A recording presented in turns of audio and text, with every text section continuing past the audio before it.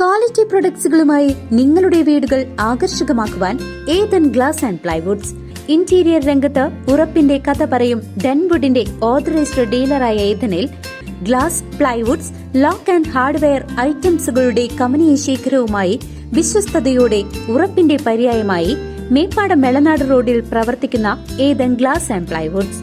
മായന്നൂർ പാലത്തിലെ തെരുവു വിളക്കുകൾ കത്താത്തതിൽ നടപടി സ്വീകരിക്കാത്ത അധികൃതർക്കെതിരെ പ്രതിഷേധം ശക്തമാകുന്നു. മായന്നൂർ പാലത്തിലെ തെരുവു വിളക്കുകൾ പ്രകാശിപ്പിക്കാൻ നടപടി സ്വീകരിക്കണമെന്ന ആവശ്യം വ്യാപകമാവുകയാണ്. നിരവധി ആളുകൾ പ്രഭാത സായാഹ്ന സവാരികൾക്ക് ആശ്രയിക്കുന്ന ഒറ്റപ്പാലം നഗരസഭയെയും കൊണ്ടാഴി പഞ്ചായത്തിനെയും തമ്മിൽ ബന്ധിപ്പിക്കുന്ന മലബാറിലെ ഏറ്റവും വലിയ പാലമായ മായന്നൂർ പാലത്തിലെ തെരുവു വിളക്കുകൾ കണ്ണടച്ചിട്ട് മാസങ്ങൾ പിന്നിടുന്നു. നിരവധി തവണ ഒറ്റപ്പാലം നഗരസഭ അധികൃതർക്കും കൊണ്ടാഴി പഞ്ചായത്ത് അധികൃതർക്കും പരാതി നൽകിയിട്ടും നടപടികൾ സ്വീകരിക്കാത്ത സാഹചര്യമാണെന്നാണ് പരാതിക്കാർ പറയുന്നത്. പൊതുജനങ്ങളെ അണിനിരത്തി സമരത്തിനൊരുങ്ങുവാനുള്ള തീരുമാനത്തിലാണ് ഒറ്റപ്പാലത്തെ കോൺഗ്രസ് പ്രവർത്തകർ. തെരുവുനായ ആക്രമണമടക്കം പൊതുജനങ്ങൾ നിരവധി ബുദ്ധിമുട്ടുകൾ നേരിടുമ്പോഴും ഭരണസമിതി അനങ്ങാപാറ നയം സ്വീകരിക്കുകയാണെന്ന് ബ്ലോക്ക് കോൺഗ്രസ് പ്രസിഡന്റ് ജയരാജൻ കുറ്റപ്പെടുത്തി. വ്യാപകമായ രീതിയിൽ തെരുവുനായ്ക്കളുടെ ശല്യം രൂക്ഷമായിക്കൊണ്ടിരിക്കുകയാണ്.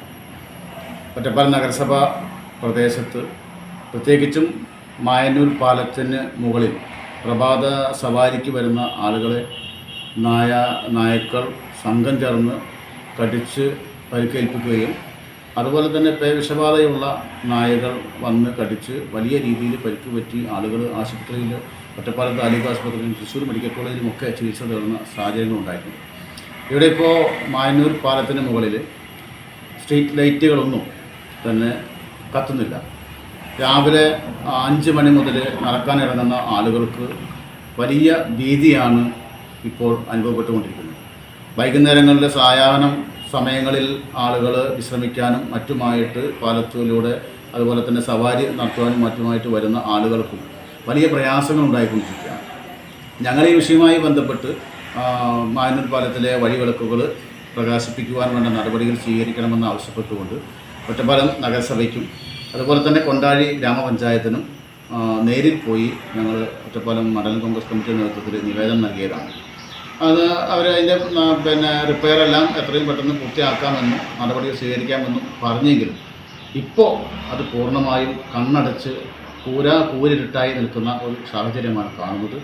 ഇനിയും ഇതുപോലുള്ള ഇത്രയും അനുഭവങ്ങൾ ഉണ്ടായിട്ടും അതിൽ നിന്നും പാഠം ഉൾക്കൊള്ളാൻ ബന്ധപ്പെട്ട അധികാരികൾ ശ്രമിക്കുന്നില്ല എങ്കിൽ വലിയ സമരങ്ങൾ പൊതുജനങ്ങളെ അണിനിരത്തിക്കൊണ്ടുള്ള സമരങ്ങളുമായി. CCV news, Kondazhy.